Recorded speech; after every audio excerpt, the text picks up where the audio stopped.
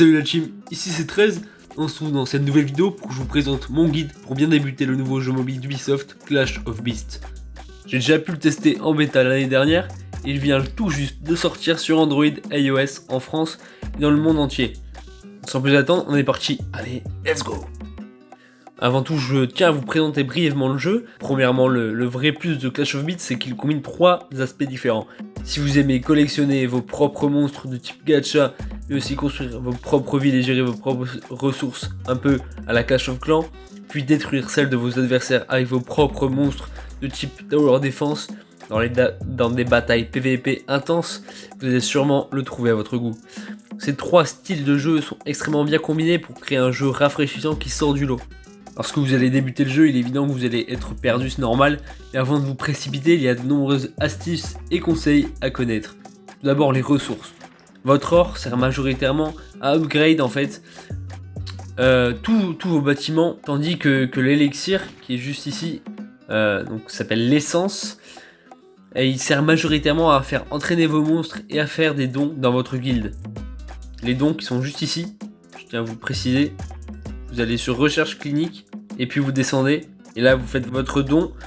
Voilà, vous pouvez donner comme vous voulez et ça vous rapporte une prime avec donc des pièces d'or qui sont très importants pour le high level pour la suite de votre progression. Donc en effet, ces ressources sont très facilement farmables car vous pouvez en récupérer lors de vos batailles, dans vos mines aussi, comme ici, justement ici et ici, ainsi que dans les quêtes et dans les coffres. Donc on va y revenir par la suite. Les gemmes donc sont l'argent un peu pay to win on va dire du jeu, mais vous pouvez en récupérer gratuitement en complétant vos succès qui sont juste ici. Voilà, vous avez différents primes de gemmes à terminer pour récupérer votre dû. Ouais, il est nécessaire de les farmer car en fait par la suite vous allez en avoir besoin pour forger différents monstres épiques qui sont uniquement farmables et bridables, donc forgeable avec des gemmes tout simplement. Passons maintenant avec les éclats spirituels qui est l'unité donc qui sert à forger 2 créatures. C'est une ressource très importante dans le jeu pour avancer correctement.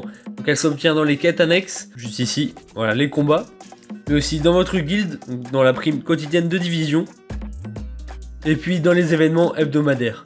Je tiens à préciser qu'il faut utiliser seulement vos éclats spirituels seulement quand vous êtes dans l'événement festival de forgeron, donc ça je vais vous expliquer par la suite, car entre chaque event en fait vous avez du temps pour farmer les ressources nécessaires pour chaque événement et où utiliser vos tokens, donc votre éclat spirituel, c'est juste ici dans la forge spirituelle, vous appuyez sur forger par exemple, on va essayer un petit, juste là, voilà, et là vous faites forger tout simplement, vous allez pouvoir gagner de la poussière spirituelle qui sera utile donc dans les quêtes annexes.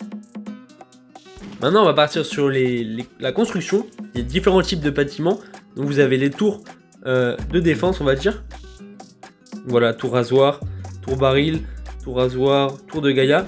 Et puis tout ce qui est bâtiment normal d'architecture qui ne va pas servir à votre défense. Il faut bien prendre en compte que les tours donc de défense sont plus rapides à construire que les autres bâtiments qui n'interfèrent pas dans les combats. Donc c'est à prendre en considération pour les events et on va y revenir aussi par la suite. Donc il est important aussi de préciser que sans passe bullulaire, moi honnêtement j'ai qu'un ouvrier, donc la progression est assez lente. Mais vous pouvez aussi acheter si vous voulez dépenser de l'argent sur le jeu, c'est comme vous voulez. Moi honnêtement j'ai pas encore dépensé d'argent, je sais pas si je le ferai, je pense pas. Cependant il y a une astuce à connaître, ça s'appelle les accélérateurs. En fait plus vous allez générer de construction, plus vous allez gagner de points lors de l'événement bâtisseur. Il est donc vraiment utile et important d'utiliser ces accélérateurs seulement en période d'événement bâtisseur. Donc on y reviendra aussi par la suite lorsque je vais vous parler des événements plus spécifiquement. Mais voilà, en fait vous devez les farmer entre chaque événement. Donc vous avez l'atelier juste ici qui vous permet donc de farmer, de créer énormément de pièces et d'artefacts. Donc voilà, vous avez tous les accélérateurs. Moi je vous conseille vraiment d'utiliser les accélérateurs de 3 heures qui mettent 12 heures à se construire dans l'atelier, mais c'est utile par la suite. Donc voilà, donc lorsque vous êtes en événement bâtisseur, moi je vous conseille de upgrade tout simplement vos tours qui sont plus coûteuse, mais moins coûteuse en termes de temps. Donc l'objectif principal et essentiel, c'est vraiment de protéger votre ville en plaçant stratégiquement les tours pour la défense. Donc moi je vous conseille à chaque fois de mettre une tour de stun, donc voilà, une tour étourdissante qui permettent en fait de stun les dragons, les ennemis. Voilà, j'en mets une à chaque fois au début pour vraiment que ensuite les barrel tower font vraiment énormément de dégâts. Et voilà, pareil pour celle-ci qui est vraiment entre mes 8 tours. Donc ça c'est vraiment une bonne technique, une bonne compo. Mais on reviendra dans une autre vidéo pour vous expliquer à quoi sert en fait ce que vous voyez autour. Donc l'électricité un peu violette et puis bleue. Ça on reviendra par la suite. Maintenant on va parler de la collection de vos monstres, donc qui se fait par bride en fait, de 2 monstres, et ce fonctionnement est réellement intéressant dans la forge, car en fait il y a du hasard mais aussi de la réflexion à avoir quant aux monstres les plus utiles à brider entre eux par exemple. Différentes combinaisons peuvent être utilisées pour obtenir un monstre, ce qui rend encore le jeu plus excitant. Et donc là je suis en train de vous créer un guide qui reprend donc tous les brides à faire pour vraiment éviter de vous tromper, de perdre vos précieux éclats dans l'élaboration de vos propres combinaisons qui vous perdent en fait tout simplement, qui vont vous éviter de progresser. Voilà, moi j'essaie vraiment de vous montrer comment progresser le plus rapidement sur ce jeu, car c'est assez chronophage, on va pas se le cacher. Il est aussi important de rappeler que vous pouvez utiliser un monstre seulement lorsqu'il atteint le niveau nécessaire requis pour forger un nouveau monstre. Par exemple, mon Tonitrus, il doit atteindre le niveau 8 pour que je puisse le forger avec Arcanos pour obtenir donc 3 différents monstres. Donc il me faut juste l'entraîner encore un niveau. Pour ce faire, c'est très simple. Vous avez aussi des infos multiplicateurs juste ici. Donc chaque jour vous avez 5 fois donc, de bonus supplémentaires pour attaquer, donc faire un raid, et vous obtenez donc 5 fois la somme de l'XP. Donc c'est très intéressant. Ça marche donc par jour seulement, donc une fois par jour tout simplement.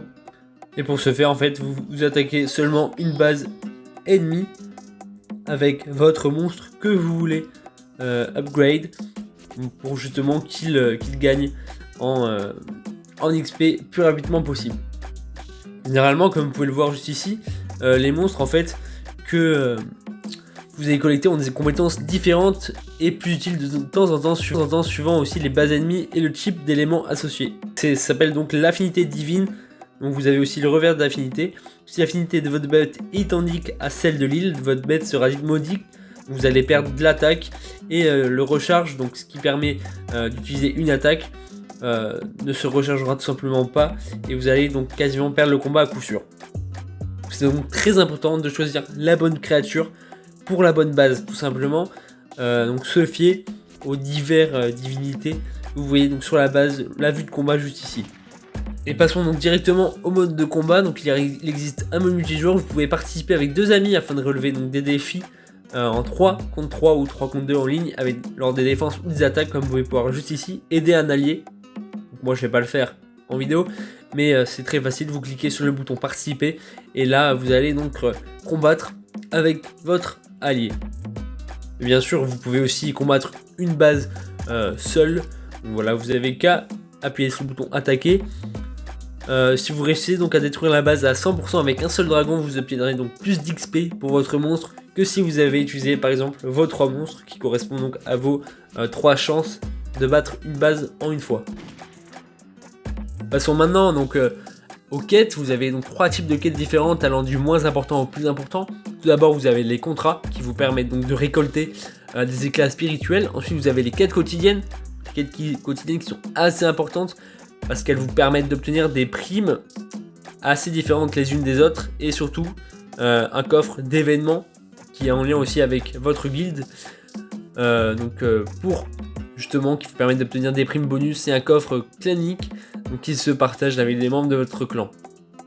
Et puis ensuite vous avez donc les quêtes principales qui est donc la quête la plus importante, on va pas se le cacher. Vous devez impérativement donc terminer chaque chapitre pour pouvoir débloquer et dompter les bêtes de rang toujours plus élevé pour vraiment optimiser votre progression au maximum. Si vous ne le faites pas, en fait, cela va freiner vraiment considérablement votre progression lorsque vous serez au chapitre 3 par exemple. Moi, ce qui m'est arrivé, honnêtement, aujourd'hui, c'est assez dur de grind parce que donc mes bêtes sont de level 1 et les bases donc, qui sont données en matchmaking sont plus élevées que la puissance qu'elles ont actuellement. Et donc maintenant, il faut vraiment que je me réfère à mes alliés pour pouvoir grind de façon méthodique et stratégique. Mais on verra ça dans un prochain guide vraiment détaillé sur la difficulté du mid-game et du endgame. Donc maintenant nous allons rentrer dans le vif du sujet, dans la guilde en fait. La guilde est extrêmement mise en avant donc, dans ce jeu. Tout simplement en fait vous avez énormément de choses à faire, vous avez un panel de possibilités. Vous pouvez donc tout d'abord par exemple utiliser un portail, donc une expédition, vous utilisez une bête, vous allez récupérer donc différents primes, différents bonus, différents artefacts qui vous serviront donc dans votre progression. Vous pouvez aussi utiliser des bêtes de vos ennemis pour défendre votre base tout simplement contre les attaques ennemies.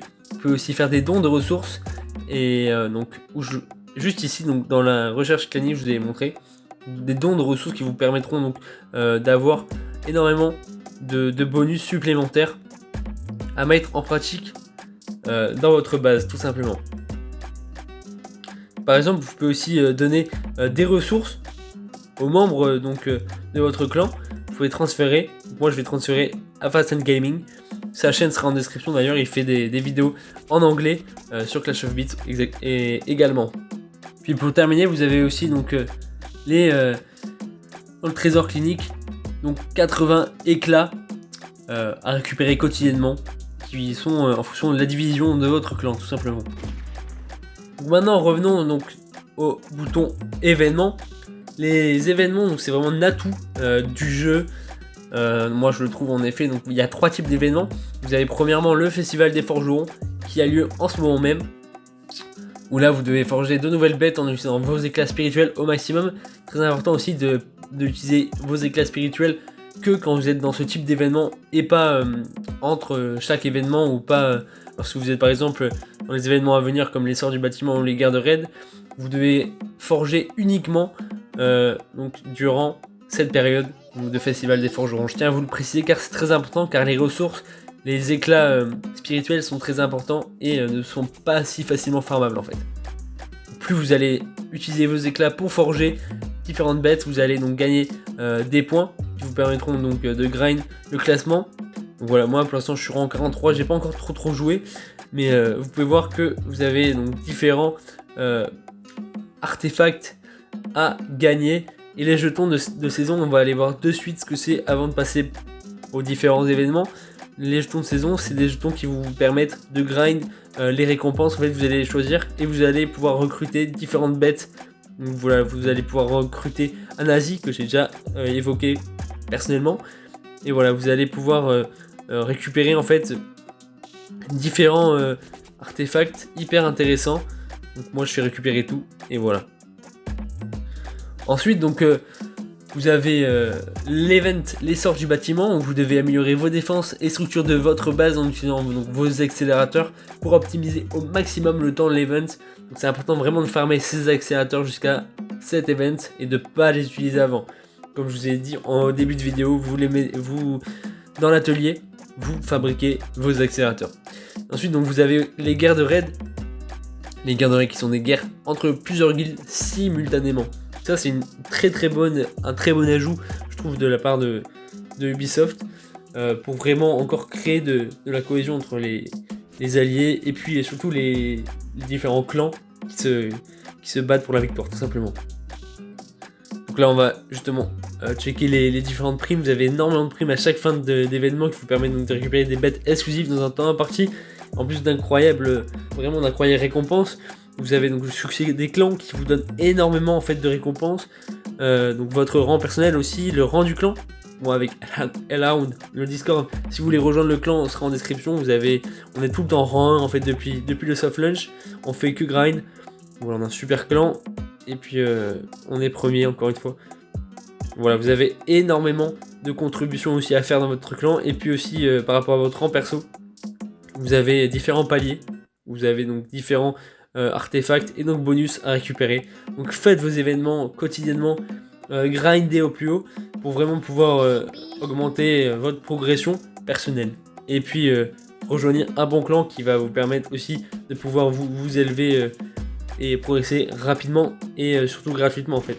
Donc pour résumer, le jeu a énormément de potentiel, des graphismes vraiment à couper le souffle et une superbe mythologie avec plus de 100 bêtes à faire éclore. C'est vrai que le fonctionnement aussi des combats avec l'aide des attaquants ou des défenseurs du clan allié ou ennemi est une superbe innovation, je trouve, qui nous pousse vraiment, voilà, comme vous pouvez le voir maintenant, à aider les alliés. Vous pouvez aussi afficher les combats actifs. Pour l'instant, il n'y en a qu'un. Et voilà, vous avez vraiment toute une histoire vraiment basée sur la guilde et sur la cohésion de groupe. Donc ça, c'est une super idée, je trouve. Pour info, donc voilà, comme je vous l'ai dit, je fais partie du premier camp mondial Hellhound. Si vous voulez nous rejoindre, encore une fois, le Discord est en description et puis sur le commentaire épinglé. N'hésitez pas à aller checker et puis on verra si on vous accepte.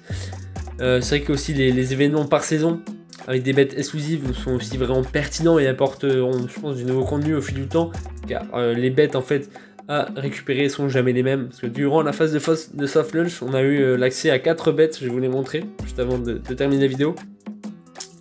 Moi j'ai pu avoir tout simplement Malok, Foswolf, Magma et Nara. En accès à 5 bêtes, pardon, j'ai juste pas eu de Thorn Un. Mais voilà, donc c'est des super combattants. Après vous devez les grinder, vous devez jouer. Beaucoup, c'est assez chronophage comme je vous l'ai dit. Mais voilà, donc restez connectés sur la chaîne pour les différents guides détaillés qui vont arriver sur le jeu. Donc vraiment un guide vraiment focus sur la forge, sur le breeding guide. Donc voilà, pour les différents monstres, pour gagner et optimiser au maximum vos éclats. Et puis différents guides aussi en termes de base, comment bien construire votre base, comment bien attaquer. Et puis voilà, on se retrouve très prochainement pour de nouvelles vidéos. Dites-moi en commentaire ce que vous pensez du jeu, si vous avez pu le tester, dites-moi ce que vous en pensez, vraiment je vais avoir vos retours. Et puis je vous dis à très vite, c'était C13, allez ciao.